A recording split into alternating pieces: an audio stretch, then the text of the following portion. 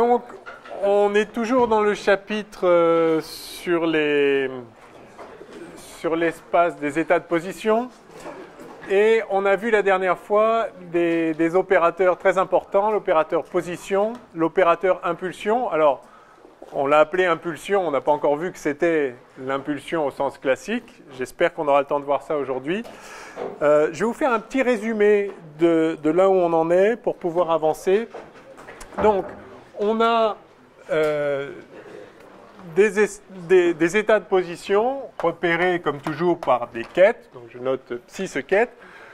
Donc, ce vecteur d'état, on a vu donc que c'est un élément de l'espace vectoriel, l'espace de Hilbert L2 de R, donc l'espace des fonctions de carré sommable, hein, c'est-à-dire que la norme de psi, c'est la norme de cet espace-là, c'est-à-dire la somme de modules de psi de x au carré des x de moins l'infini à plus l'infini. Donc ce sont des fonctions de carré sommable, et ça forme un espace de Hilbert avec le produit scalaire qu'on a vu, etc. Cet espace de Hilbert est un espace de Hilbert de dimension infinie, mais dénombrable, c'est-à-dire qu'il existe des bases de Hilbert pour cet espace-là. Si je note une base de Hilbert En, je peux développer psi sur une base de Hilbert, somme sur n de alors une combinaison linéaire des En éléments de la base, et le coefficient à mettre ici, c'est le produit scalaire de psi avec En, enfin de En avec psi. Donc voilà le développement d'un état sur une base de Hilbert quelconque. Le problème, ce qu'on a vu, c'est que ces bases de Hilbert qui sont dénombrables et qui sont intéressantes d'un point de vue conceptuel, en réalité ne sont pas très pratiques en physique parce que ces bases-là ne correspondent pas à des positions localisées. Et donc on a introduit des quêtes généralisées qui nous permettent d'écrire une combinaison linéaire, une espèce de combinaison linéaire continue de la façon suivante. Donc vous vous rappelez ce qu'on a vu. Donc on peut écrire ce développement comme ceci, où le bras généralisé x appliqué à psi réalise l'évaluation de psi au point x. Donc ça nous donne ce qu'on appelle la fonction d'onde, qui est la fonction élément de L2 de R, de carré sommable, etc. Donc ça, c'est un développement alternatif. Donc ça, ce n'est pas une base de Hilbert, d'ailleurs parce qu'elle est non dénombrable, celle-ci. Ces x-là ne sont pas des éléments de l'espace, mais on peut écrire ça comme ça, et ça forme une base généralisée au sens qu'on avait précisé. Et puis on peut aussi développer psi sur une autre base généralisée, qui était la base des p, en écrivant exactement pareil, hein, donc, mais en sommant sur p cette fois, où le bras généralisé P réalise l'évaluation de la transformée de Fourier de psi sur P. Donc ça, c'est psi tilde de P. Et la correspondance entre les deux est conforme à notre définition de la transformée de Fourier. Si P représente le quête généralisé, donc représente la fonction généralisée, enfin la fonction en fait. On l'avait noté, je crois, oméga P de x. Donc c'est la fonction qui à x associe, donc c'était 1 sur racine de 2 pi h bar e puissance i px sur h bar. D'accord? Voilà. Donc on a vu ça, ce sont différentes façons de représenter le même objet qui est un état quelconque de l'espace des états de position. Bien. Alors, ça, c'est une base orthonormée standard une base de Hilbert, c'est-à-dire que j'ai par définition EI, EJ qui vaut delta IJ. Si I est différent de J, ça fait 0, sinon ça fait 1, c'est une base orthonormée. L'équivalent de ça pour cette base généralisée X et pour celle de P, c'est la relation X, disons X' X égale delta de X moins X'.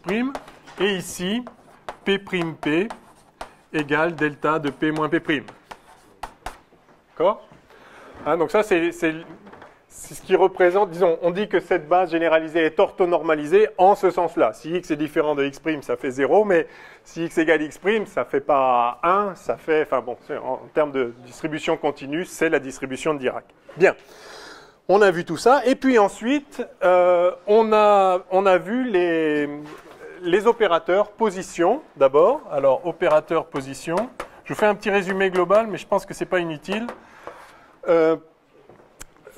Donc, A1D, alors opérateur position, pardon.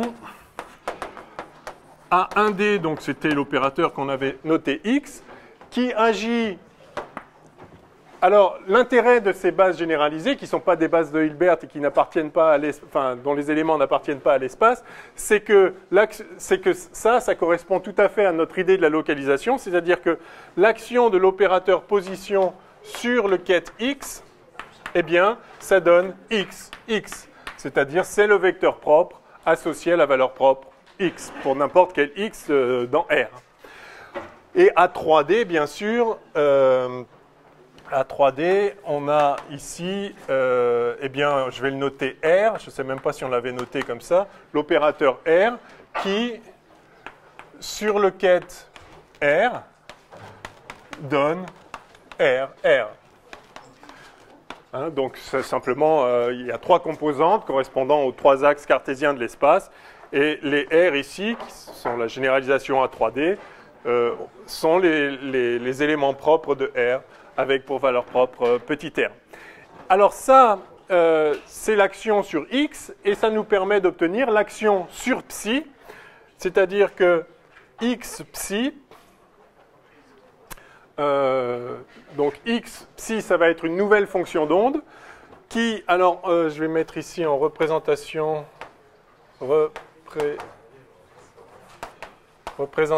position, nous donne x appliqué à psi, ce n'est rien d'autre que x fois x appliqué à psi.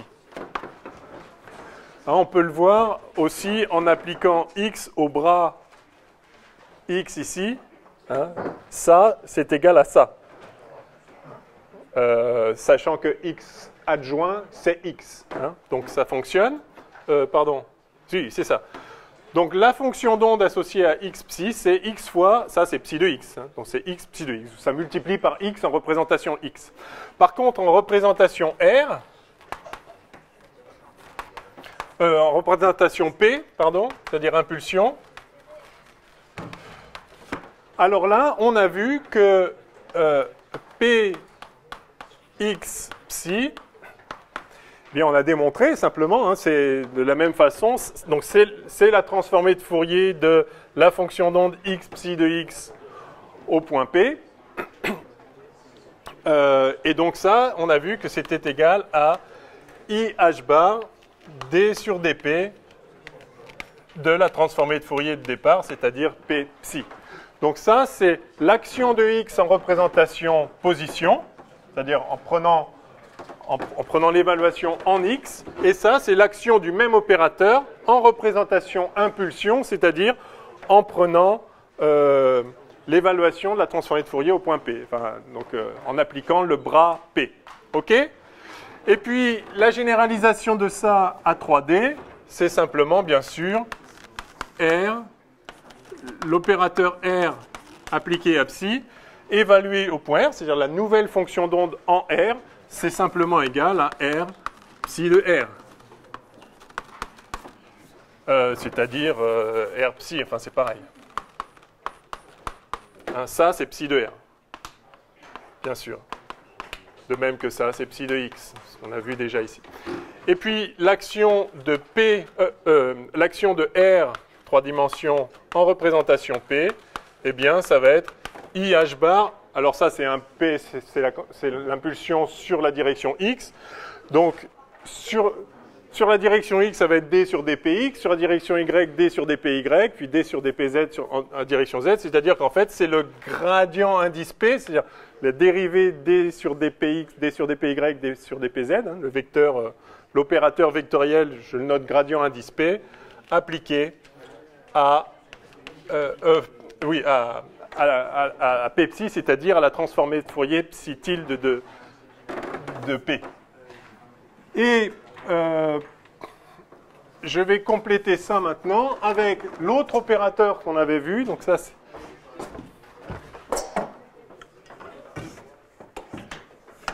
Ouais, allez, je le récupérerai tout à l'heure.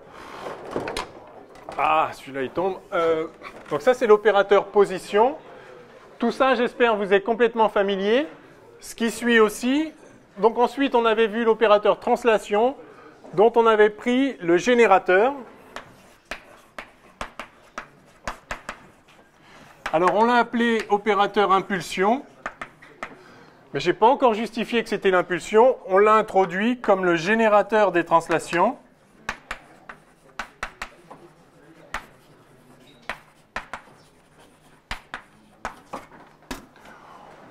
Au sens mathématique suivant, l'opérateur translation d'un vecteur delta R, d'un petit vecteur spatial delta R, cet opérateur-là, on avait dit que à l'ordre 0, c'est l'opérateur identité quand delta R tend vers 0. Et puis, il y a une petite correction d'ordre R, delta R, qui, donc on l'avait écrite comme ceci, sur H bar, scalaire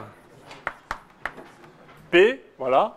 Hein, donc, c'est comme ça qu'on a introduit l'opérateur impulsion. Par définition, ça s'appelle le générateur des translations. Hein, par définition, ce serait ça le générateur en question. Mais enfin, ça, c'est juste des éléments de normalisation. Quand on fait ça, P est auto-adjoint, donc c'est une observable. On verra aujourd'hui que c'est l'observable, ou la prochaine fois, que c'est l'observable impulsion. Aujourd'hui, j'espère. Et donc, quand on fait ça, on a l'action... Alors, on va commencer à 1D. On a l'action de P qui en représente... alors d'abord, ce qui est très sympathique, c'est que P... Alors, c'est un Px, du coup. Sur le quête P, eh bien, ça donne Px fois Px. Hein? Donc, c'est exactement l'équivalent de ceci, mais pour les quêtes P. En représentation position, on a vu que x, p, appliqué à n'importe quel psi, n'importe quel état, c'est en fait la dérivée par rapport à x, alors avec moins i h bar, de la fonction d'onde, c'est-à-dire de x psi. D'accord ? Et en représentation impulsion, bien sûr, ça donne x, alors je devrais mettre des x partout, pardon, px, p psi, et bien ça, ce n'est rien d'autre que px, p psi. D'accord, hein, qui est juste ça, côté bras, sachant que p croix, c'est p. Et puis à 3D, tout simplement, à 3D, donc on a le vecteur opérateur impulsion appliqué à ce quête généralisé avec les trois composantes qui donne PP. D'accord ? En représentation X, enfin en représentation position, ça nous donne donc R P psi qui vaut, eh bien, la généralisation de ça, c'est ça sur la première composante, pareil avec des Y sur la deuxième, pareil avec des Z sur la troisième. Donc ça, c'est moins IH bar, gradient normal, le gradient D sur DR, vectoriel, appliqué à la fonction d'onde. Et puis en représentation P, eh bien, ça nous donne simplement, donc P psi égale P psi. Voilà. Donc là, on a tout ce qu'on a vu dans ce chapitre, grosso modo. En fait, oui, à peu de choses près. Tout est là. J'espère que ça est bien clair dans votre esprit. En tout cas, il faut que ce le soit. Revoyez bien comment on a dérivé tout ça. Il n'y a rien que je postule ici, hein. Tout a été introduit proprement. Toutes ces actions des opérateurs en question ont été démontrées. Ce que je n'ai pas démontré, c'est que ce que j'appelle P, ce que j'appelle impulsion depuis le début, c'est bien l'impulsion au sens classique, mais en tout cas, j'ai le droit de l'appeler P. Il existe un opérateur qui est le générateur des translations, c'est-à-dire dont l'opérateur translation qu'on avait proprement introduit et qui correspond tout à fait à notre intuition, s'écrit comme ça avec ce P-là. Donc, il existe un opérateur comme ça, et voilà comment il agit. Alors, ce qu'il faut que vous imprimiez vraiment dans votre esprit, c'est que, d'abord, ça, l'action de l'opérateur position sur les états propres de position, elle est évidemment tout à fait naturelle. Donc ça correspond à un état propre de position, même si en vrai, en pratique, dans la physique, il n'y a pas d'état propre de position. Mais mathématiquement, ça, c'est l'état propre de position sur lequel on peut néanmoins développer les vrais états physiques. Et puis, l'état propre de quantité de mouvement, c'est-à-dire d'impulsion, agit, vérifie, l'opérateur impulsion avec l'état propre d'impulsion vérifie cette identité qui est ce qu'on attend. À nouveau, ça, c'est la fonction d'onde, hein, rappelez-vous, c'est cette fonction d'onde-là qui n'est pas de carré sommable, hein, parce que le module de ça, c'est 1 sur 2 pi h bar. Si vous sommez 1 sur 2 pi h bar de moins l'infini à plus l'infini, évidemment, ça diverge. Donc, ce n'est pas une fonction propre, c'est pas une fonction de l'espace, mais c'est une fonction propre au sens où l'opérateur appliqué à cette fonction donne P fois la dite fonction.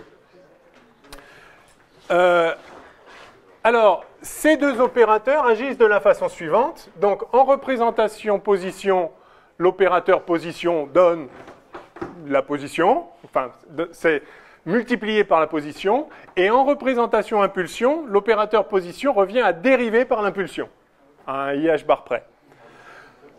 Inversement, l'opérateur position, alors en représentation, l'opérateur impulsion, en représentation impulsion, ça revient à multiplier par l'impulsion, mais en représentation position, ça devient à dériver par la position.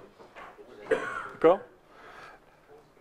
L'opérateur impulsion dérive, fait une dérivée en position, l'opérateur position fait une dérivée en impulsion. Avec un IH bar et un moins IH bar ici, qu'on a obtenu juste en faisant le calcul, c'est ça qu'on trouve. Mais retenez bien ça, appliquer la position, si vous êtes un état propre de position, ça multiplie par la position, si vous êtes un état propre d'impulsion, ou un état quelconque, ça dérive par rapport à l'impulsion. Et inversement pour l'impulsion. Hein, donc, l'opérateur impulsion, en représentation position, c'est le gradient. Moins IH bar le gradient. Bon, alors, on avait vu tout ça.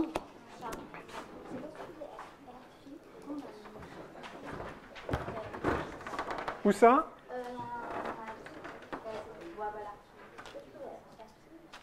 Ah oui, c'est R psi, là. Vous avez raison. Merci. Oui, oui, c'est R psi. Donc ça, c'est-à-dire, c'est la fonction d'onde psi de R. Ah, une chose que je n'ai pas rappelé peut-être, c'est que ce module au carré, là, psi de x module carré, c'est la densité de probabilité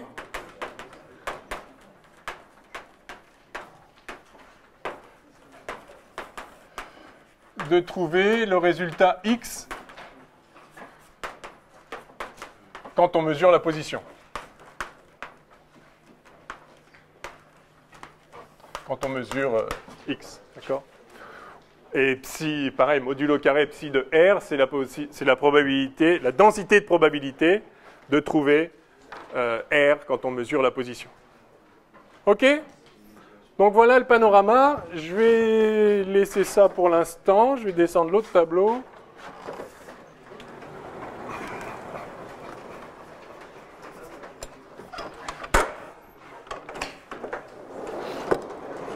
Oui? Pardon? Oui, oui, parce qu'en vertu du théorème de Parseval, la somme du module de psi, c'est la somme du module de psi tilde. Donc oui, oui, ça marche aussi. Densité de probabilité de trouver l'impulsion P quand on... Oui, oui, ça marche. OK, alors, dans mon décompte, on en est au quatrièmement. Au quatrièmement d'un grand 3. Et je vais appeler ça relation de commutation. Alors, c'est quelque chose de très important.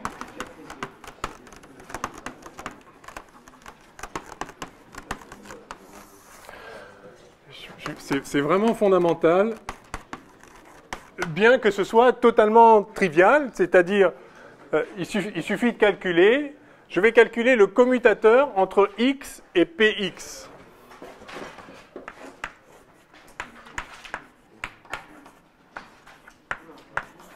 Donc je me mets à une dimension, on va généraliser tout de suite après à 3 dimensions, il n'y a aucune difficulté. Donc je sais ce qu'est l'opérateur x, je sais ce qu'est l'opérateur p, je voudrais savoir ce que donne, donc ça par définition, hein, le commutateur xp c'est xpx moins pxx, d'accord ?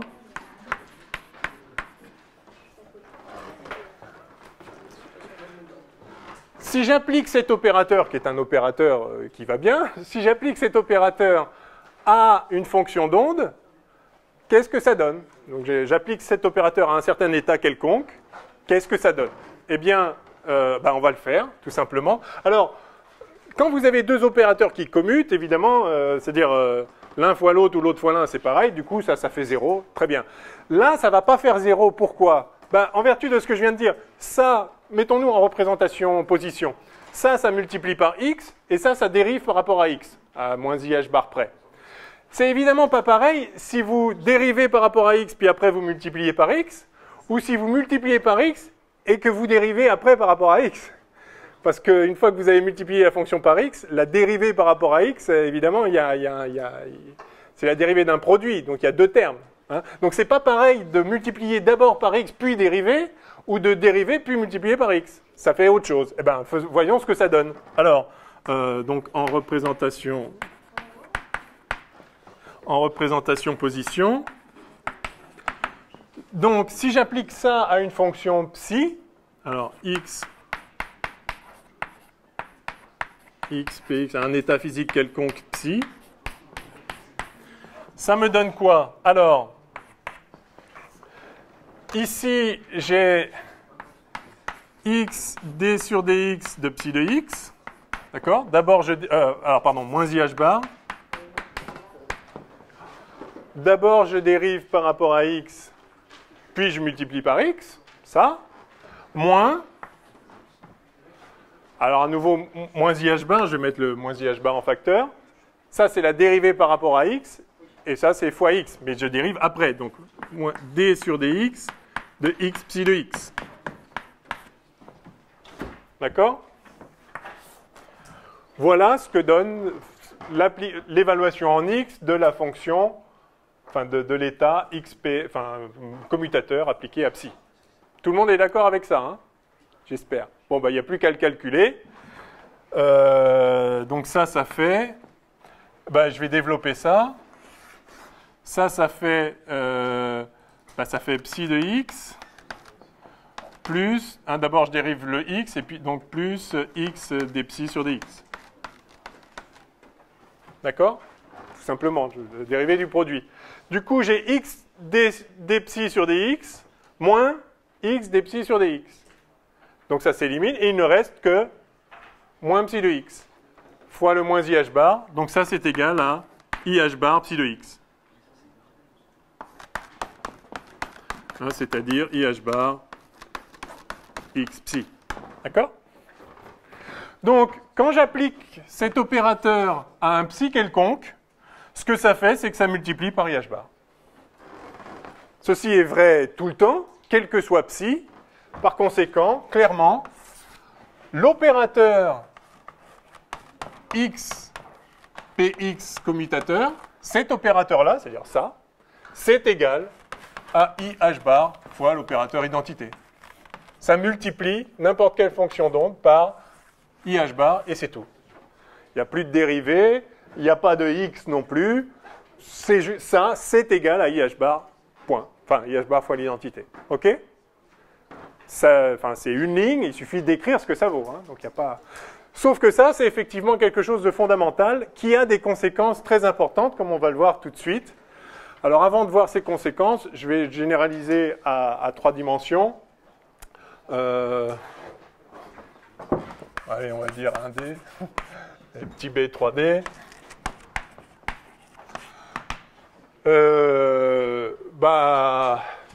Alors, donc maintenant, on a du x, du y, du z, du px, py, pz. Alors ça va donner quoi? Bah, c'est très simple. Si vous mettez un y ici, enfin, si vous avez un x et un py par exemple, ou un x et un pz, bah, du coup ça va commuter sans problème. Parce que si vous dérivez, allez, on va le faire explicitement pour l'un. X, py, donc ça c'est x, py, moins py, x. Et donc ça, vous voyez que ça donne x d sur dy, moins, enfin avec moins ih bar devant, d sur dy de x fois psi. Enfin, mais le x est une constante par rapport à y. Donc ça fait tout simplement moins x d psi sur dy. Et donc, bien sûr, ça fait 0. D'accord? Pareil si j'avais mis pz. Ou pareil si j'avais mis x, si j'avais mis y et px, ou z et px. Bref, tous les xp ont un commutateur nul, sauf quand le x est le même que le p. Enfin, vous voyez ce que je veux dire. Donc, à part ça, ça commute. Donc, c'est le seul truc qui ne commute pas, en fait. Par ailleurs, les x et les y commutent, bien sûr. Parce que ça fait donc xy moins yx. Si vous appliquez ça à une fonction psi, bah, ça vous fait xy fois psi moins yx fois psi. Ouais, ok, bah, ça fait 0. Donc ça, bien sûr, ça fait 0. Et par ailleurs, les px, les px, py aussi commutent, sans problème. Hein? Parce que si vous appliquez ça à une fonction psi, ça va vous donner d sur dx de d psi sur dy moins d sur dy de d psi sur dx. Et bien évidemment, ça fait 0. Hein, les dérivées partielles sont commutatives. Hein. Donc tous les commutateurs de tous les opérateurs position-impulsion font tous 0, sauf x, px, y, py et z, pz, qui, eux, font tous ih bar 1. Parce que là, celui que j'ai appelé x, si je l'avais appelé y, ça aurait été exactement pareil. Hein. Donc finalement, xpx, xpx oui, égale ypy égale zpz égale ih bar, enfin ih bar fois l'identité, et tous les autres sont nuls.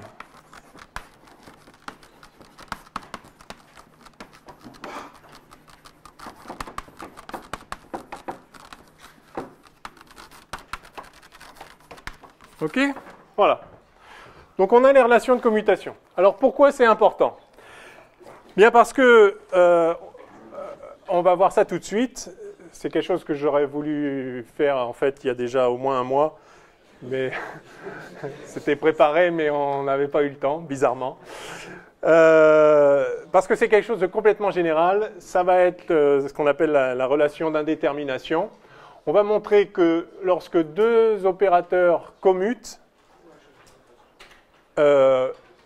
ils peuvent être diagonalisés simultanément. Les observables sont ce qu'on appelle compatibles. Mais quand deux opérateurs ne commutent pas, eh bien, il n'est pas possible d'avoir un état propre. Enfin, disons, il n'y a pas une base d'état propre commun aux deux opérateurs. Et ça a des conséquences sur la prédictibilité des mesures simultanées de l'une et l'autre observable. Donc, le fait que x et p ne commutent pas va impliquer qu'il n'est pas possible, pour un système quelconque, d'avoir à la fois une position bien définie et une impulsion bien définie. Et mieux que ça, plus la position est prédictible, c'est-à-dire que si vous faites la mesure, vous savez que ça va tomber à peu près à un certain endroit, eh bien moins l'impulsion va être prédictible. Plus il sera difficile, enfin plus il y aura d'incertitude sur le résultat d'une mesure de l'impulsion. Et inversement, si au contraire vous avez un système qui a une impulsion, c'est-à-dire une vitesse bien définie, à peu de choses près, alors sa position est totalement est extrêmement mal définie, c'est-à-dire si vous mesurez la position, bah ce sera très très difficile de prédire où elle va être. Elle a une énorme probabilité d'être à plein d'endroits différents. Bon, on va voir ça très précisément. Donc c'est le cinquièmement. J'efface. Lequel j'efface? Celui d'en haut peut-être. Je vais laisser celui-là.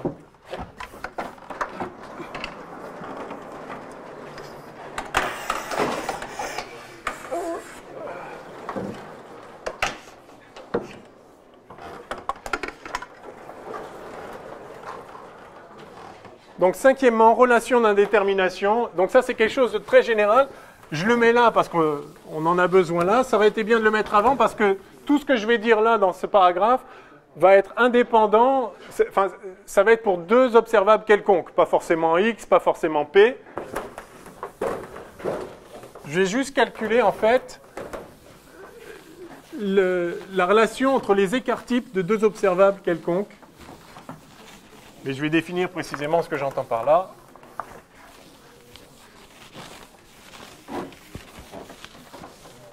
Alors, donc cinquièmement, relation d'indétermination.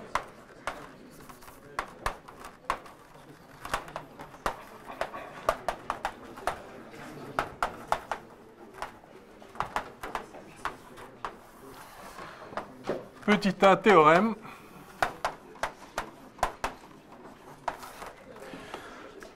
Alors, soit deux observables quelconques A et B.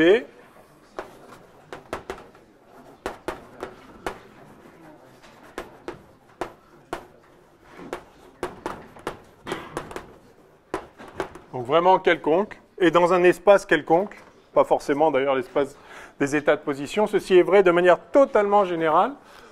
Deux observables quelconques qui agissent sur l'espace des deltas, quel qu'il soit, pour deux systèmes, pour un système quel qu'il soit. On a la relation suivante, psi a carré psi fois psi b carré psi est supérieur ou égal à 1/4 de module de psi AB commutateur psi au carré. Voilà, j'affirme ça et je vais le montrer en une ligne dans une seconde. Vous voyez que ça, si l'état psi est normé, enfin s'il ne l'est pas, on peut diviser ici par norme de psi, ici par norme de psi, ici par norme de psi au carré, donc ça revient au même. Vous avez ici la moyenne de l'opérateur A carré, ici la moyenne de l'opérateur B carré, hein, c'est la moyenne dans l'état psi, donc le produit de ces deux moyennes est supérieur ou égal à 1/4, ou si vous, enfin, oui, à 1/4 de, et ça c'est la moyenne de l'opérateur commutateur de A et de B, au carré, en module. Enfin, c'est la même chose que j'ai écrite, juste, voilà. Et donc, on va faire ça. On va montrer ça tranquillement. Et c'est très facile à montrer. Il y a une analogie directe avec le théorème de Cauchy-Schwarz dans les espaces vectoriels, hein, qui vous dit que, quand vous avez un produit scalaire, que le produit scalaire est inférieur au produit des normes. Hein. La norme, le module du produit scalaire est inférieur au produit des normes. Alors, comment on fait ça? Alors, je vais simplement définir un vecteur d'onde psi' qui va résulter de l'action de A plus I lambda B sur le vecteur d'état psi. Donc j'ai un vecteur d'état quelconque, je lui applique cet opérateur-là, où lambda est un réel quelconque, et ça me donne un autre vecteur d'onde. Bien. Et tout ce que je vais dire, c'est que la norme de psi', ça doit être positif. La norme de n'importe quoi, c'est toujours positif, n'est-ce pas? Alors allons-y. Donc, psi prime, donc la norme au carré de psi prime doit être positif. Or, que vaut psi prime, psi prime? Vu que psi prime vaut ça, psi prime, ça là, enfin bracket, c'est, alors je vais prendre d'abord le bras associé à ça. Alors c'est quoi ce bras-là? Eh bien, donc ça va être psi A croix moins I lambda B croix. D'accord? Ça, c'est le bras psi prime. Et je vais, alors, sauf que A croix et B, pardon, là c'était B croix, là. A croix et B croix, c'est A et B, hein, puisque ce sont des observables, donc ils sont auto-adjoints. Hein, donc, c'est pas la peine de mettre le croix, c'est pareil. Donc, j'ai juste transformé I en moins I ici. Et ça, donc, je veux l'appliquer à psi lui-même, c'est-à-dire à psi prime lui-même, c'est-à-dire A plus lambda B psi. D'accord? Donc ça, c'est la norme au carré de psi prime, et bien évidemment, ça doit être positif. Ben, il suffit de développer maintenant. On a donc ici, alors, je vais le faire brutalement. Donc on a psi, premier terme A carré, psi. Ensuite, on a le terme, alors, moins I lambda BA. Donc psi BA. Et puis, il y a un autre I lambda qui est celui-là, A fois I lambda. D'accord? Donc, j'aurais peut-être pu le mettre... Bon, bref, trop tard, je l'ai fait comme ça. Donc, ça va faire moins AB psi. OK? Et puis, le terme, finalement, en lambda 2, ici, moins I fois I, ça fait plus 1. Et donc, plus lambda 2, psi, B2, psi. Et tout ça, ça doit être positif. Bon, ben voilà. On a... ici, on a le commutateur. Donc, je vais le réécrire autrement. Je vais réécrire lambda 2 moyenne de B2, ce truc-là, plus I lambda moyenne de AB, de commutateur AB, plus moyenne de A2 doit être positif. Yes? D'accord? C'est juste ça. Hein. J'ai changé le signe ici pour mettre... j'ai changé le signe aussi là, donc j'ai AB moins BA, c'est-à-dire exactement le commutateur AB. Ça doit être positif, quel que soit lambda. Ben là, vous avez une équation du second degré. Alors, attention, ça a l'air complexe, mais en fait, c'est réel, hein, parce que AB...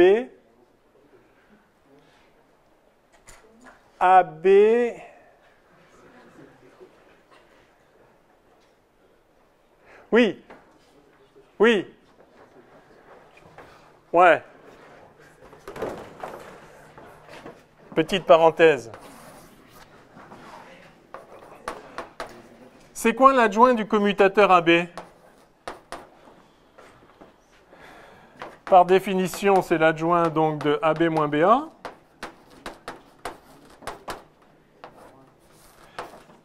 C'est donc l'adjoint de ça,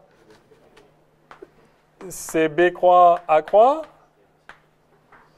Donc moins A croix B croix.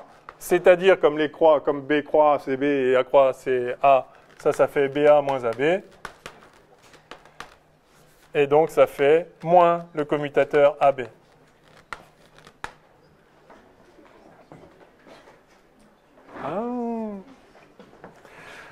Donc le commutateur d'AB, ce n'est pas une observable, ce n'est pas un opérateur hermitien ou auto-adjoint, c'est un opérateur anti-hermitien. Et donc ces valeurs propres, en fait, ces valeurs propres doivent être... elles se transforment en moins elles-mêmes quand on prend le conjugué. C'est quoi des nombres qui se transforment en moins eux-mêmes quand on prend le conjugué? Des imaginaires purs.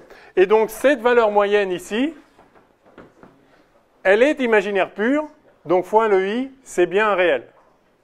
D'accord? Ok, donc tout va bien, et on a une équation du second degré qui doit être tout le temps positive. Bah, la seule façon, c'est que les racines soient nulles. C'est qu'il n'y ait pas de racine. C'est qu'il n'y ait pas de racine. Pour qu'il n'y ait pas de racine, parce que s'il y a des racines, ça va être négatif entre les deux racines, de fait. Hein, puisque ici, on a le terme positif. Donc, il faut que le discriminant, le déterminant, comment on appelle ça, discriminant, je ne sais plus. Discriminant. Enfin, oui. Bref, B2 moins 4AC, le discriminant de cette équation du second degré doit être négatif. Eh bien, ça y est, c'est fini. Donc, on doit avoir... Je vais noter comme ça, B2 moins 4AC négatif. Enfin, inférieur ou égal à 0. Et donc, c'est quoi? Ben, ça fait ça, donc, ça au carré. Alors,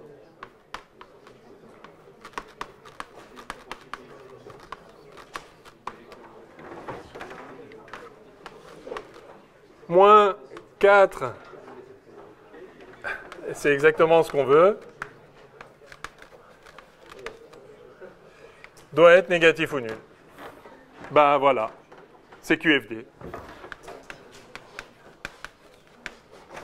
C'est-à-dire, A2B2 doit être plus grand que ça sur 4.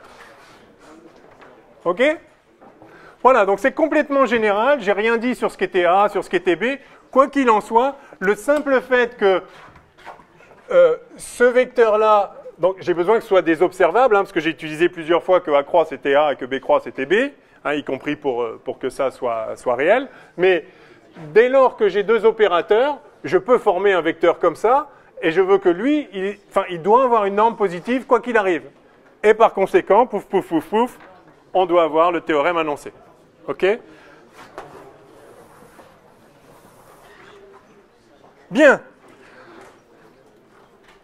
Donc ce que ça nous dit, c'est que si deux opérateurs ne commutent pas, alors la moyenne de A2 fois la moyenne de B2, c'est forcément plus grand qu'un truc non nul.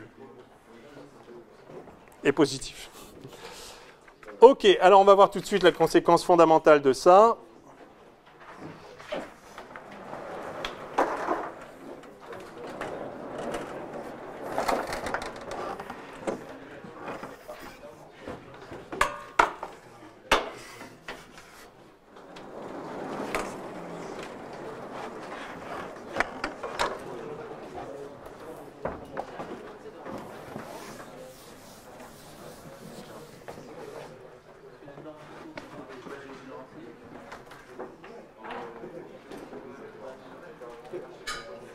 Ça aurait été bien de garder ça. Bon, petit b.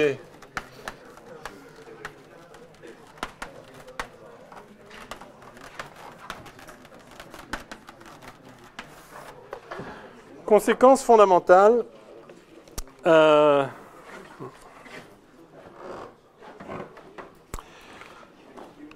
Alors,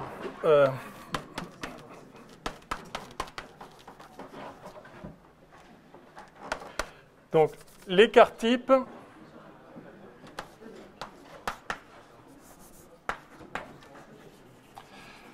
des mesures d'une observable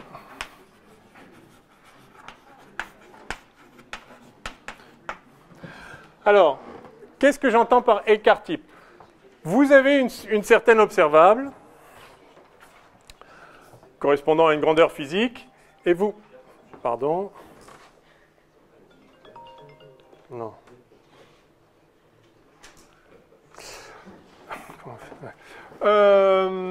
Vous avez une observable, vous la mesurez. Soit le système est dans un état propre de cette observable et vous êtes sûr d'obtenir la valeur propre associée. Mais si le système n'est pas dans un état propre de cette observable, ce qui est quand même la majeure, enfin, en général ce qui arrive, vous allez obtenir, comme vous le savez, l'une ou l'autre des valeurs propres avec comme probabilité associée le module au carré du produit scalaire de l'état sur l'état propre. Alors je vais le dire mathématiquement, ce sera plus facile qu'en mots.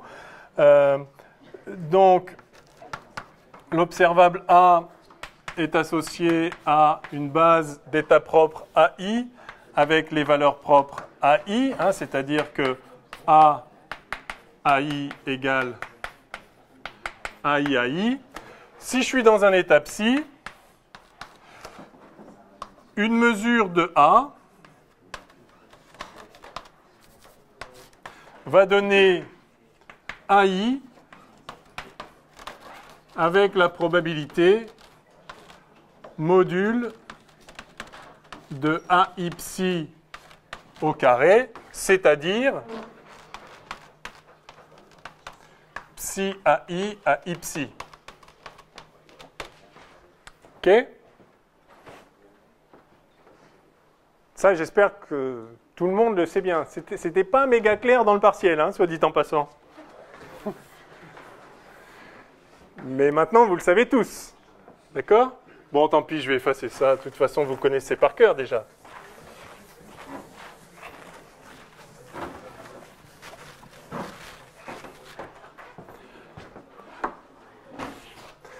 OK, donc je fais une mesure de A sur un état quelconque. J'obtiens aléatoirement les différents AI avec une probabilité qui vaut ça. Quelle est la moyenne des AI que j'obtiens? Enfin, la moyenne de A, si je fais 10 milliards de mesures, qu'est-ce que je vais obtenir en moyenne pour A? Bah, ça, on l'a déjà vu. La moyenne des valeurs de A,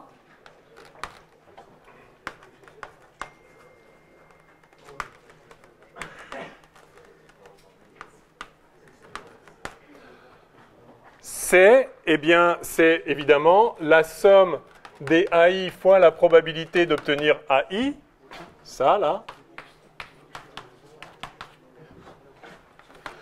c'est-à-dire la somme sur I des AI fois ça, c'est-à-dire finalement, allez, je le fais encore, je vous le redémontre, je suis vraiment gentil, somme des AI psi AI AI psi, c'est-à-dire psi somme sur I des AI AI psi. Et ça, c'est l'opérateur A, bien évidemment. Hein, puisque c'est dans la base des AI, c'est l'opérateur diagonal avec les AI sur la diagonale.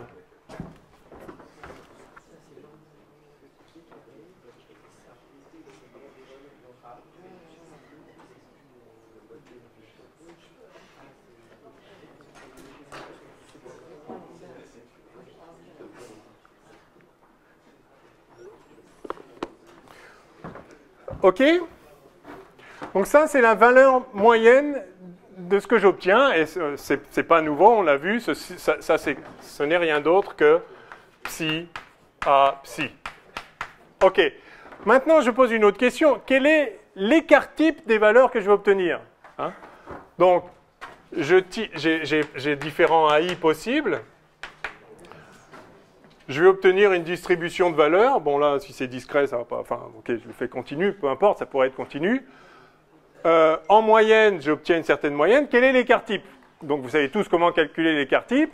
On prend la valeur moins la moyenne, on prend le carré et on fait la moyenne de ça. Ouais? Tout le monde connaît l'écart type. On l'a pas revu. Oui? Non? Si? Là, oui? Tout le monde? Non, mais vous me faites peur. Bon, alors, quel est l'écart type des valeurs qu'on va obtenir? Alors, allons-y. Je vais noter ça sigma A, écart type.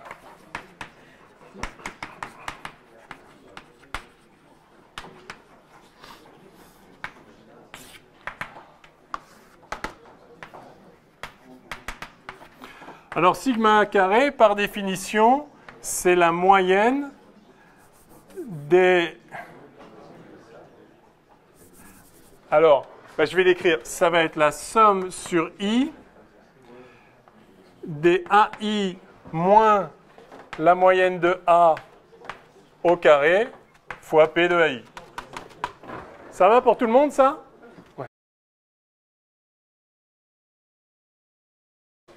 Problème technique. Où on en est?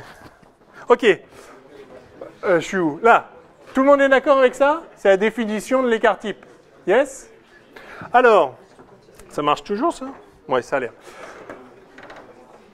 Si on calculait ça, donc ça fait somme sur i de ai carré moins 2ai moyenne de a plus a2 plus moyenne de a carré, pardon, fois p de ai, c'est-à-dire ce qu'il y a là-bas. C'est-à-dire psi ai psi. Ouais? Bon, ça c'est un nombre, ça c'est un nombre, ça c'est un nombre. Je vais mettre ce nombre-là au milieu.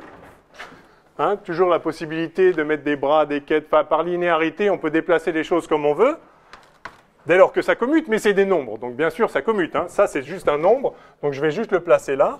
Donc ça me fait psi somme sur i des... Alors allons-y. Des ai carré ai moins 2ai ai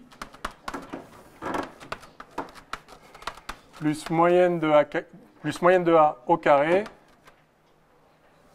ai. Tout ça appliqué aux quêtes psi. Yes? Bon, ben là, j'ai trois termes. Je pourrais rajouter la somme sur i ici, la somme sur i là. Et j'ai plus beaucoup de place, mais ça tombe bien, j'ai plus besoin de beaucoup de place. Ça, comme vous le voyez, donc vous avez psi, c'est-à-dire la moyenne de trois... Donc j'ai trois moyennes. J'ai la moyenne de cet opérateur-là, moins 2 fois la moyenne de cet opérateur-là, plus la moyenne de celui-là. Yes? Alors ça fait quoi, ça? Le premier, c'est quoi cet opérateur-là? Voilà une bonne question. C'est a carré. Hein? Dans la base des ai, il est diagonal avec comme coefficient sur la diagonale les ai carrés. Hein? L'opérateur a dans la base des ai, c'est A1, A2, AN, éventuellement jusqu'à l'infini.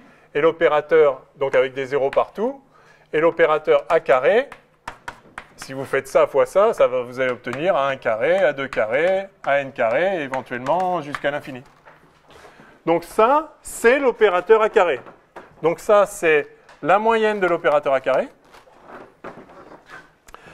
moins 2 fois la moyenne de cet opérateur-là, mais ça, c'est l'opérateur A. Donc, moins 2 fois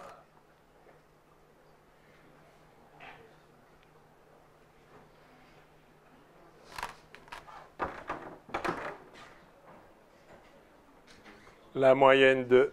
Ah, non, parce que j'ai oublié lui, là. Il y a lui, là. Donc, moins 2 fois la moyenne de A, puis il y avait un autre nombre ici. Donc, au carré. Plus, eh bien ça fait 1, ça c'est un nombre, il dégage, et ça c'est la somme sur i des ai, ça fait 1. La moyenne de 1, c'est 1. Donc plus moyenne de a au carré.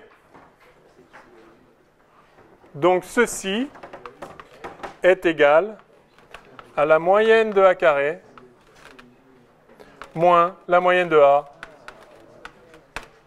au carré. OK? Bon, c'est une propriété que vous avez sûrement déjà vue. Que l'écart type au carré, c'est la moyenne du carré moins le carré de la moyenne. OK? Ben, on retrouve ça, là, pour des opérateurs dans un contexte quantique, mais c'est exactement la même chose. Alors, où veux-je en venir ?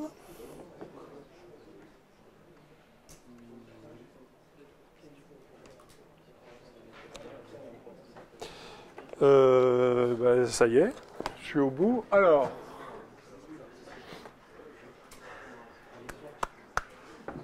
aïe, aïe, aïe.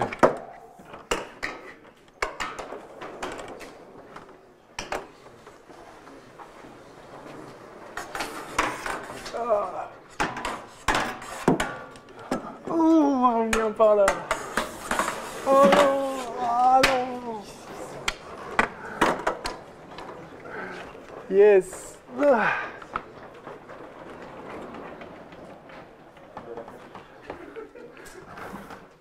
Allez.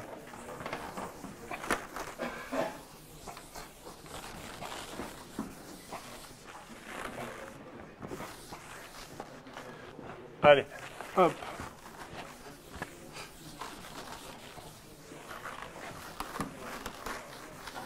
Pas de questions là sur le petit calcul qu'on vient de faire, c'est bon ?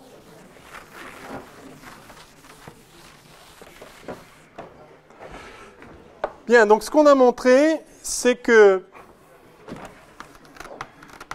sigma A carré, c'est donc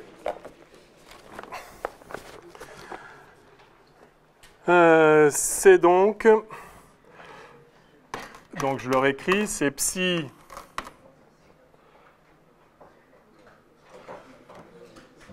allez, je vais l'écrire comme ça, delta A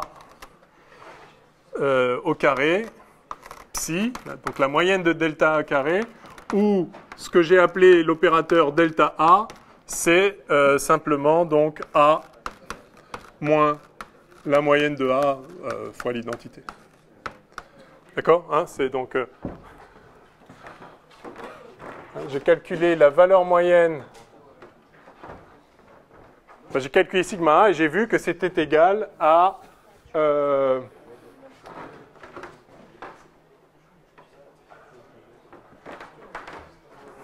J'ai fait ça ou j'ai pas fait ça? Si, j'ai fait ça. Si, c'est bien ça. Hein, bon, ok. Donc on a ça. Alors, de même, bien sûr, sigma B carré, si j'ai une autre observable, une autre grandeur physique B, ça va être la moyenne de psi delta B carré psi. Bien. Bon, ben maintenant, je vais appliquer notre théorème là-haut pour l'observable, parce qu'évidemment, delta A, c'est une observable. Hein. Si A est une observable, c'est-à-dire qu'elle est égale à son adjoint, delta A est aussi égal à son adjoint. C'est quoi l'adjoint de delta A? C'est A adjoint, donc A, moins, ça c'est un nombre réel, donc, puisque A est hermitien, donc ça, sa valeur moyenne est réelle, toutes ses valeurs propres sont réelles, et l'adjoint de 1, c'est 1. Donc l'adjoint de delta A, c'est delta A, donc ça c'est une observable aussi. Donc tout ce que j'ai fait là-haut, là, avec des A et B quelconques, c'est vrai aussi pour des delta A et des delta B. Donc, j'ai...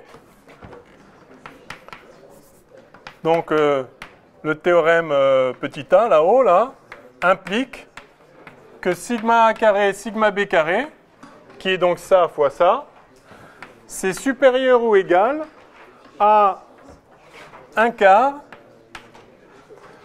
du module au carré de la moyenne du commutateur delta A, delta B.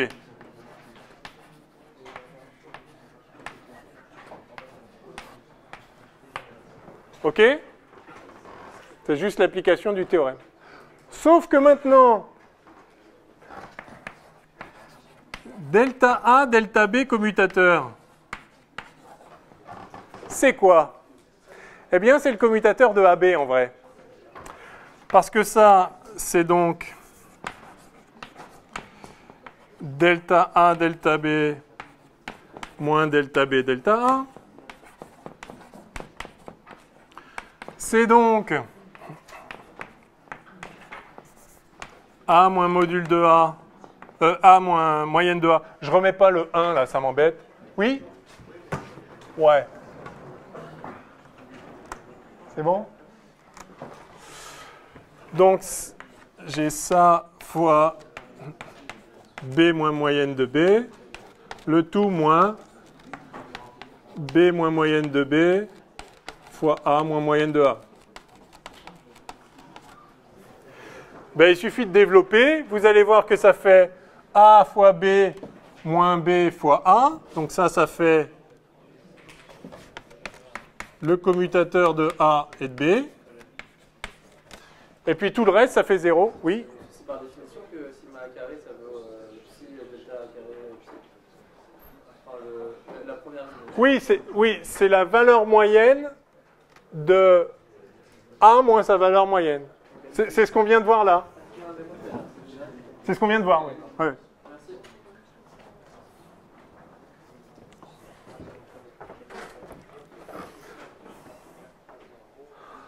Yes? Donc, si je développe tout ça, j'ai clairement un terme A fois B moins B fois A, donc le commutateur de AB. Et je disais, tout le reste est nul parce que ça me fait, par exemple, moins AB, moins A fois moyenne de B, plus A fois moyenne de B. Et puis pareil pour tous les autres, vous pouvez regarder, faites-moi confiance, on va gagner une demi-minute, c'est égal à AB. Donc enfin, vous l'écrivez, vous voyez, vous développez tous les termes, ils s'éliminent tous, sauf celui-là. OK. Eh bien donc,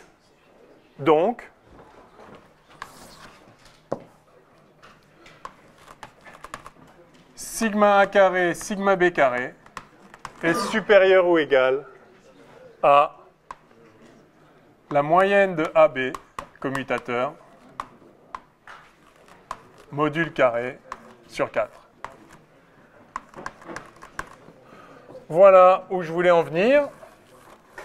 Et où on aurait pu en venir il y a déjà bien longtemps, hein, parce que je n'utilise absolument pas ici les espaces d'état de position. C'est vrai, quel que soit l'observable, quel que soit le système, quel que soit l'espace des états, ceci sera toujours vrai. Si vous faites une mesure de A et de B sur un même système, l'écart type des valeurs que vous attendez pour la grandeur A au carré fois... D'ailleurs, du coup, on peut tout diviser. Je vais prendre la racine de tout ça. Ce sera mieux. Voilà.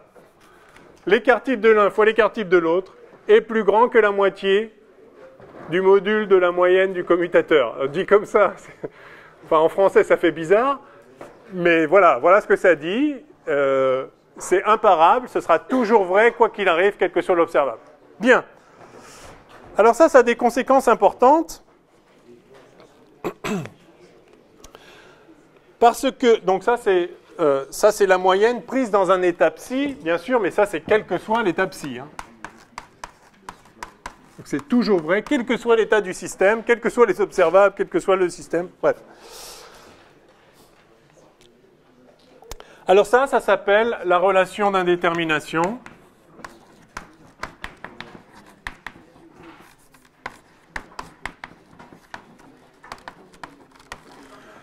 Qu'on appelle parfois, à nouveau pour des raisons historiques, la relation d'incertitude. Vous avez peut-être vu ça. Relation d'incertitude de Heisenberg, ça vous parle?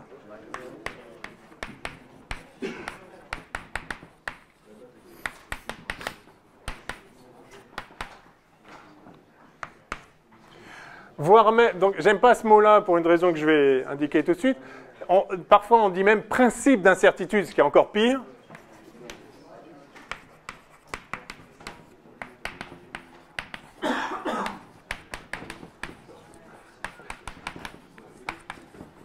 Donc attaché au nom de Heisenberg.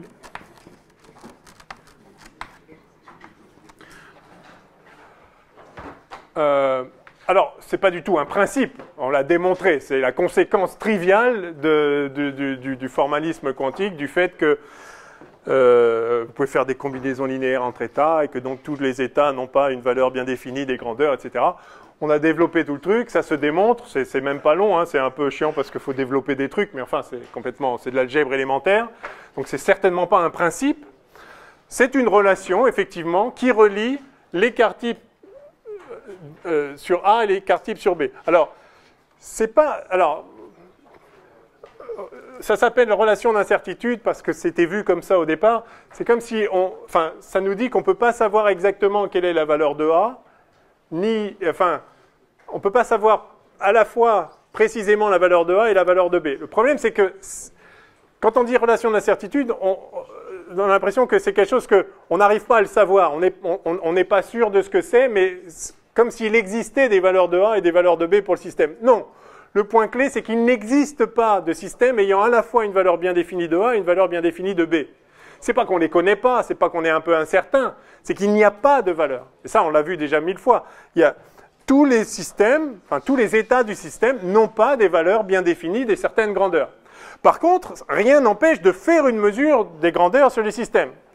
Mais du coup, si le système n'a pas une valeur bien définie, évidemment, la valeur qu'on va trouver n'est pas déterminée à l'avance. D'accord ? Donc on va obtenir aléatoirement des valeurs. Alors, on peut avoir un système qui est dans un état avec une valeur assez facile à prédire. En fait, ce serait encore mieux d'appeler ça relation d'imprédictibilité.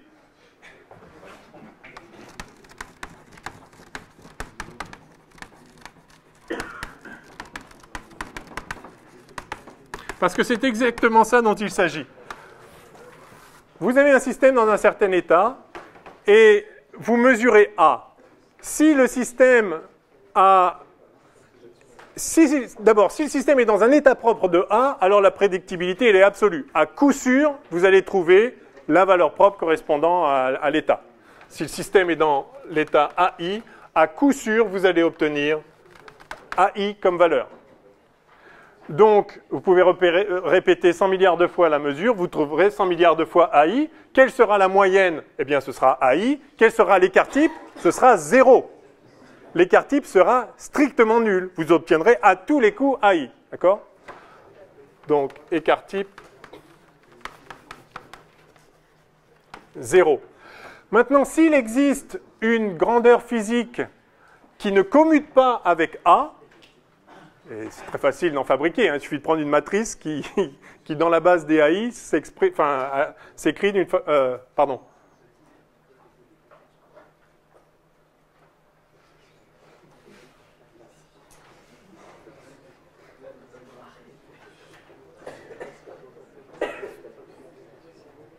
Oui, c'est ça. Donc il n'y a pas tous ces... Voilà.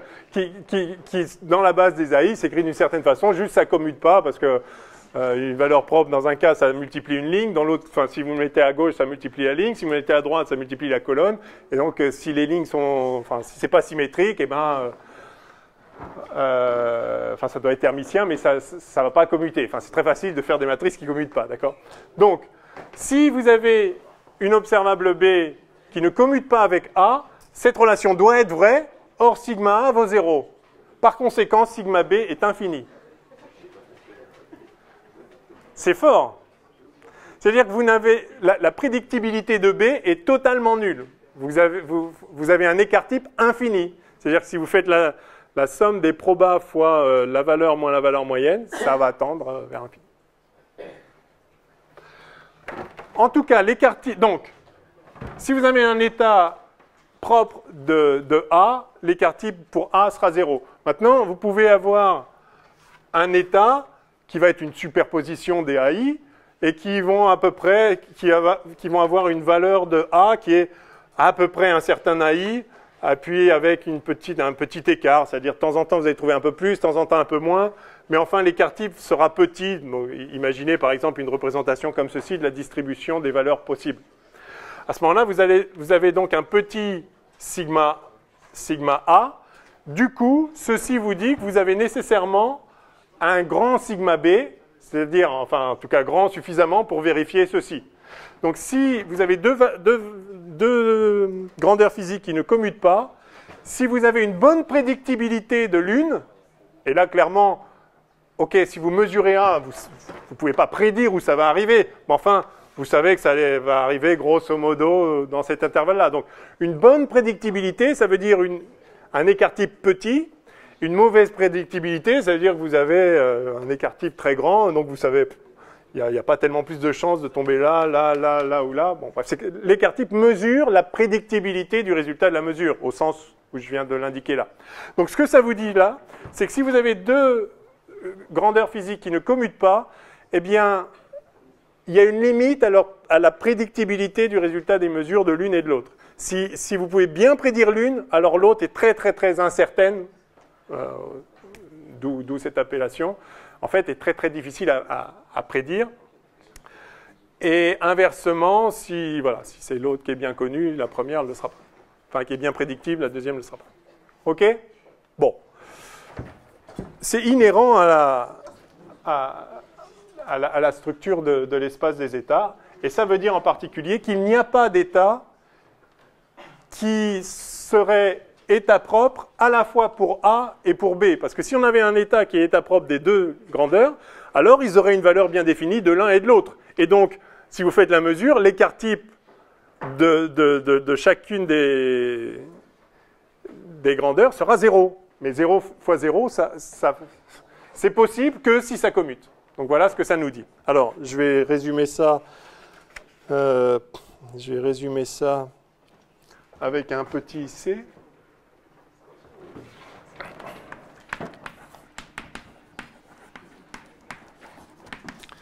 Diagonalisation conjointe. Juste pour dire, donc on va faire ça sous la forme d'un théorème. Si A et B commutent, c'est-à-dire leur commutateur est nul, alors il existe une base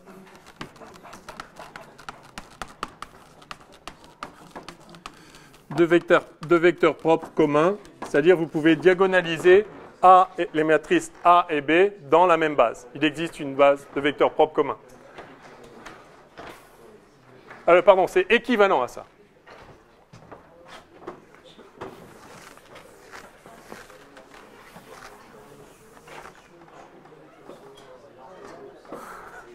Ah merde. Ah ouais, mais... Bon, d'accord. Oui ?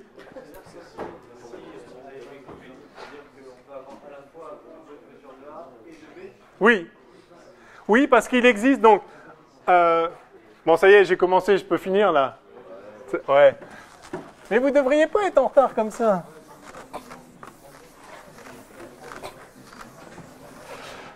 Ok, c'est notre faute partagée.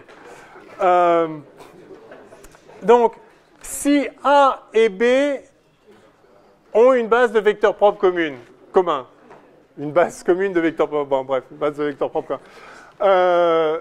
Alors, quelle est la représentation de A dans cette base? Bah, ça va être une diagonale. A1 à N, donc ça va être A.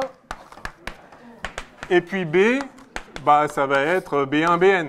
Et N, ça peut tendre vers l'infini si vous voulez, enfin bref. Évidemment, A fois B, c'est B fois A. D'accord? Hein, A fois B, ça va être la matrice 1, B1, A2, B2, B2 et B fois A aussi. D'accord? Donc, s'il y a une base de vecteurs propres communs, c'est-à-dire si on peut diagonaliser les deux matrices dans la même base, bien évidemment, ça commute. C'est trivial, on vient de le montrer. Dans l'autre sens, c'est un tout petit peu moins trivial, mais c'est très simple aussi. Je vous laisse le faire en exercice. Si on a ça, alors vous pouvez montrer qu'il y a une base de vecteurs propres communs en effet. Et donc, d'où ce théorème. Voilà, donc, et effectivement, si on a une base de vecteurs propres communs, alors il existe des états qui ont à la fois une valeur bien définie de A et de B. Ce sont justement tous les vecteurs de cette base. Tous les vecteurs qui sont à la fois vecteurs propres de A et de B ont une valeur de A et de B bien définie. Si on est dans un de ces états-là, mesurer A donnera à coup sûr la valeur correspondante pour A, la valeur propre correspondante de A, et mesurer B donnera à coup sûr la valeur correspondante pour B. Donc le sigma A sera nul et le sigma B sera nul. Et effectivement, on voit que ceci ne peut être vrai que si A, B commutateur égale à 0. OK? Bien. Alors on dit dans ce cas-là que les observables sont compatibles.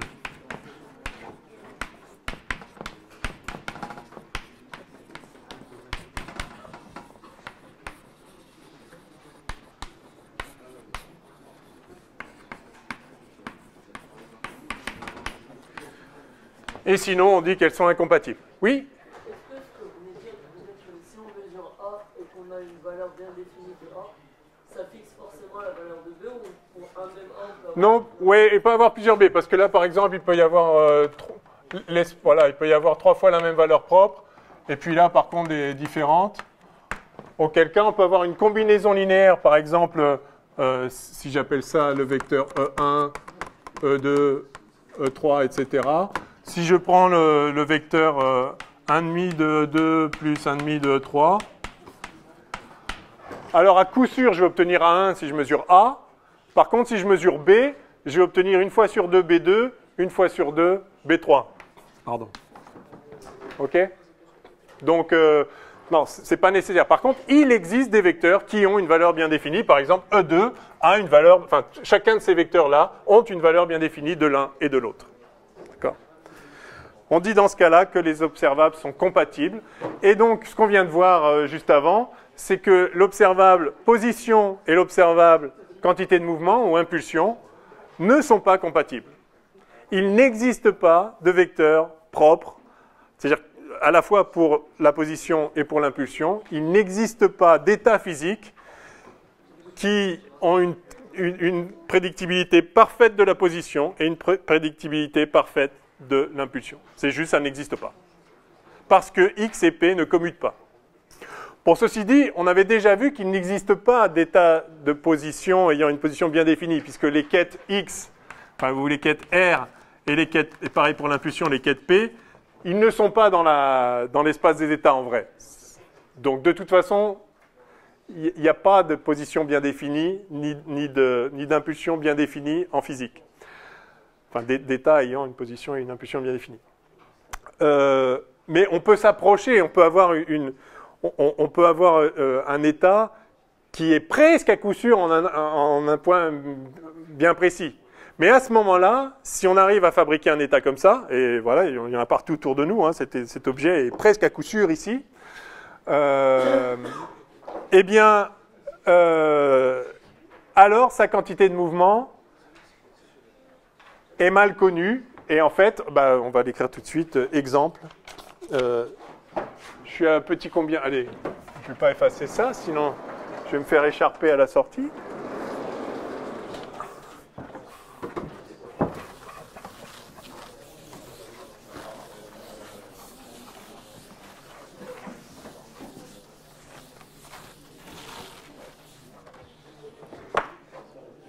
Oh, aïe, aïe, aïe, aïe. Alors là, c'est vraiment terrible. Hein. Bon, je suis au petit combien là? Je sais pas. D.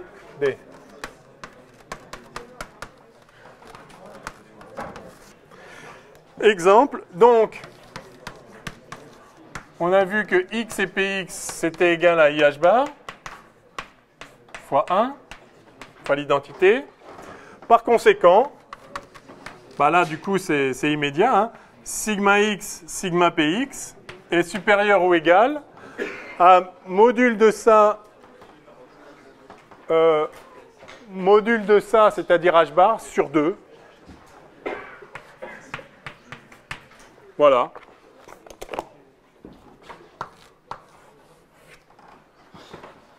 Voilà.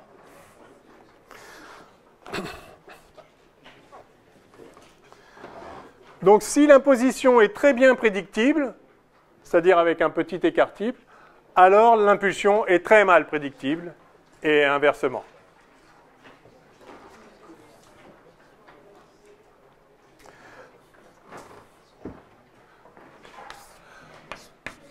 Vous vous rappelez cet état P? Cet état P, c'est celui qui correspondait à la fonction d'onde oméga P de x égale E puissance I Px sur h bar sur racine de 2pi h bar, c'est pour des raisons de normalisation, peu importe. Donc on a ça.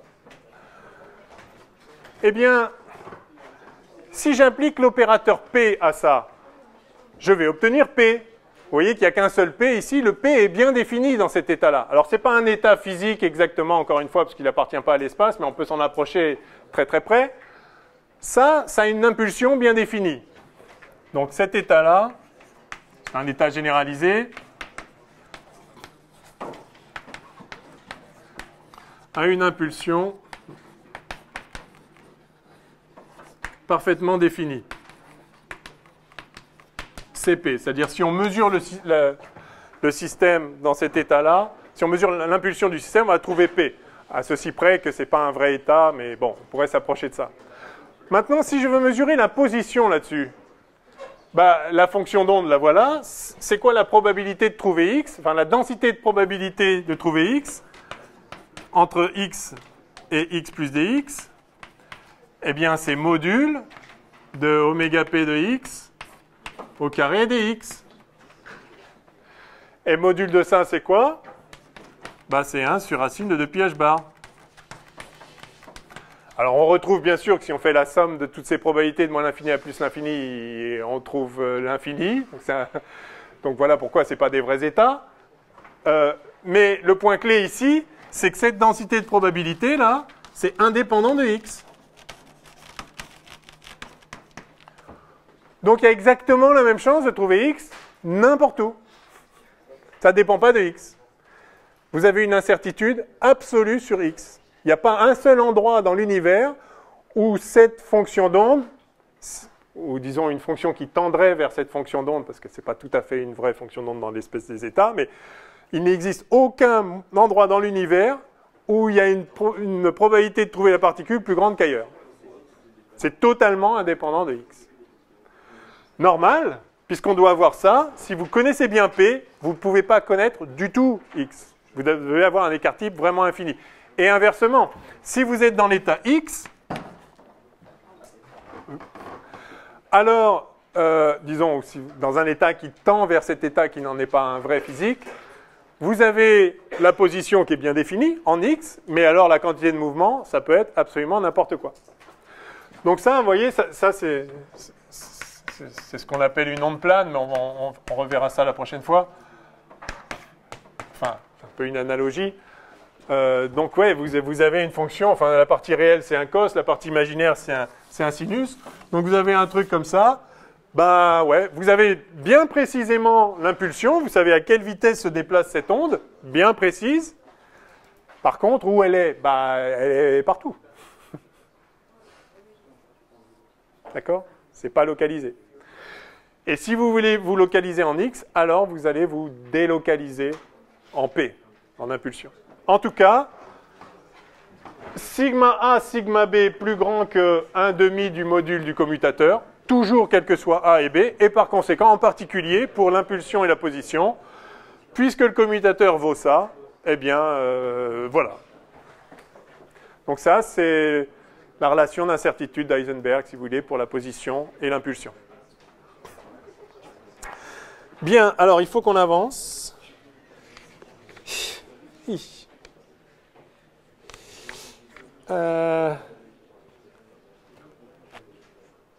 Imprédictibilité totale. Qu'est-ce que je voulais raconter là? Générateur. Moi. Bon. Ok, alors je vais me lancer dans un truc fou. Non, mais si, c'est bien. On a juste le temps.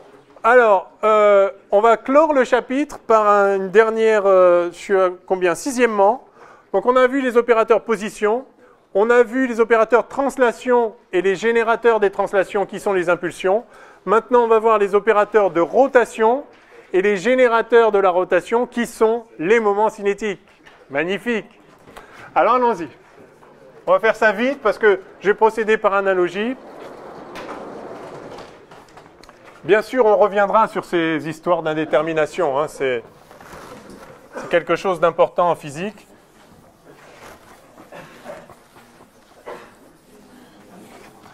Oui, je devrais quand même dire une petite chose, c'est que ce nombre-là, il est petit, n'est-ce pas? Hein? Dans les unités standards en joules secondes, c'est 6 10 puissance moins 34. D'accord? Donc, en pratique, on peut avoir un sigma x vachement prédictible et un sigma p, enfin un x et un p très très très prédictibles à notre échelle. Hein, c'est-à-dire quand je dis ce truc-là a d'énormes chances d'être ici, et il a aussi d'énormes chances d'être au repos, ce truc-là. Hein. Si je mesure sa vitesse et sa position, en gros, il est là à vitesse nulle. D'accord? Mais donc ici, c'est 10 moins 34.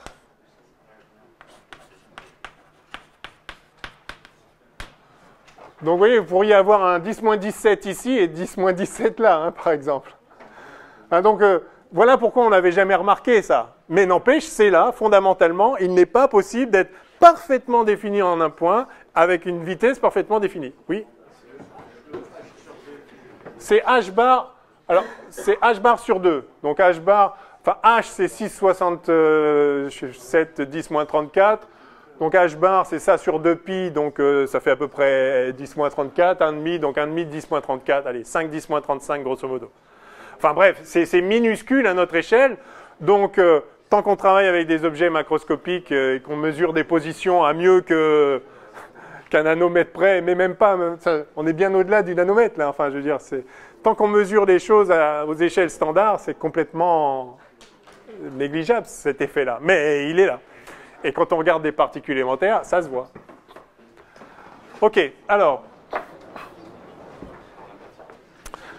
donc j'ai dit, opérateur de rotation, on finit le chapitre avec ça.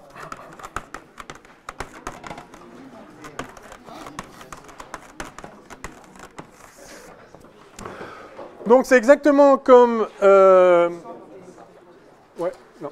c'est exactement comme ce qu'on a fait pour les translations. Je vais définir l'opérateur rotation. Alors, je vais faire une rotation de direction U et d'angle θ. D'accord?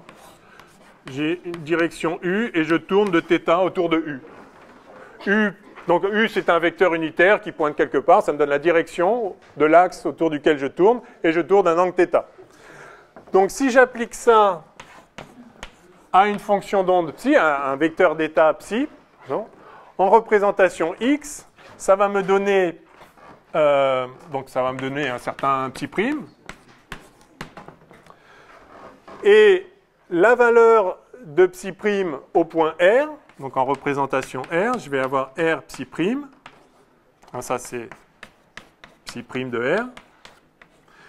Ben, ça doit être égal à, donc je vais noter là, psi de R, pardon, psi prime de R. Donc, si j'ai tourné d'un angle θ autour de l'axe U, je vais me retrouver en un point R avec la valeur que j'avais au point correspondant à l'application de la rotation inverse, quoi. D'accord? C'est comme pour la translation. Quand j'ai fait une translation de A par là, je me retrouve avec, en ce point-là, la valeur que j'avais à plus près par là. Ben là, c'est pareil. Si je tourne comme ça, je vais me retrouver en un point avec la valeur que j'avais au point antécédent. D'accord? Donc, je vais me retrouver avec psi de, je vais noter ça, R-1, la rotation dans l'espace,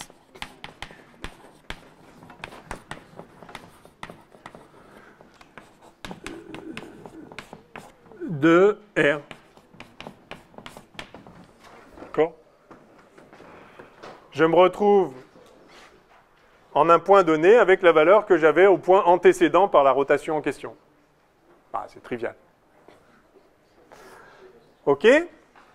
Si vous voulez, d'ailleurs, R-1 de U θ R, ce n'est rien d'autre que la rotation U d'angle moins θ, bien sûr. Hein. Je peux l'écrire comme ça aussi.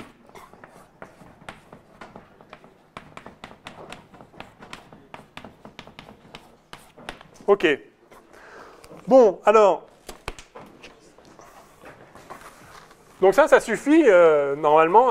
De même que ça nous a suffi à déterminer l'opérateur translation. Ça nous suffit à déterminer l'opérateur rotation. Alors, je vais juste dire à ce stade que cet opérateur est unitaire.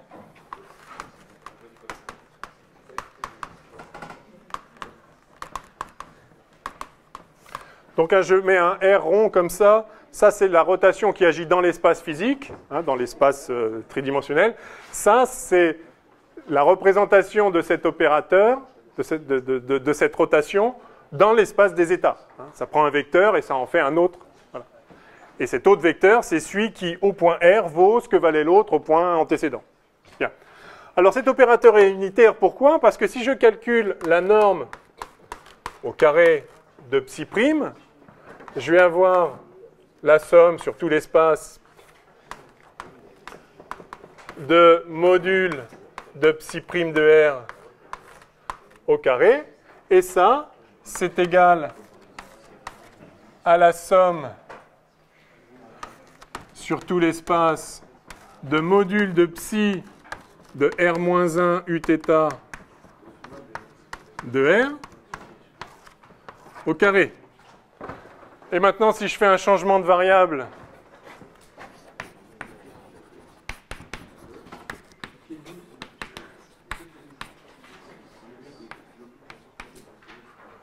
R' égale R-1 Uθ de R, eh bien, ceci me donne somme triple de D3R' module de psi de R' carré. Pourquoi? Parce que le jacobien vaut 1. Hein, normalement, je devrais avoir le jacobien ici, du changement de variable de R à R-1 de... Mais le jacobien vaut 1 parce que les rotations sont des isométries dans l'espace. D'accord? Si je fais une rotation dans l'espace, je change les valeurs les longueurs de rien. Je prends un coffre, je prends 2 points quelconques, je fais n'importe quelle rotation, la distance entre ces 2 points, enfin entre les 2 nouveaux points image des 2 points précédents par la dite rotation, est la même que la distance entre les 2 points antécédents. Donc je mets ici jacobien égale 1. Parce que les rotations sont une isométrie. Et donc ça, c'est bien égal à psi au carré. Non, psi, enfin, norme de psi au carré. OK? Voilà. Donc c'est un opérateur unitaire. Et si c'est un opérateur unitaire, alors ça y est, c'est fini. Si c'est un opérateur unitaire, vous ne serez pas surpris d'apprendre que je peux l'écrire comme ceci. R. Alors pour une rotation infinitésimale, bah, ça va être l'identité moins I delta θ sur H bar J. Avec ceci, alors je vais mettre J indice U, hein, parce que ça c'est l'opérateur qui correspond à une rotation, qui génère les rotations de direction U. Donc je retire le vecteur, c'est là qu'il est. Hein. Je choisis une rotation d'angle U. Eh bien, pour une rotation infinitésimale de cette direction-là, j'ai dit angle, je vais dire direction. J'ai une rotation de direction U et d'angle infinitésimal. Je peux l'écrire au premier ordre en l'angle, comme ceci. C'est exactement ce qu'on a fait pour la translation dans le temps avec l'hamiltonien, ou avec la translation dans l'espace avec l'opérateur impulsion. Eh bien, ceci, par définition, est le générateur des rotations.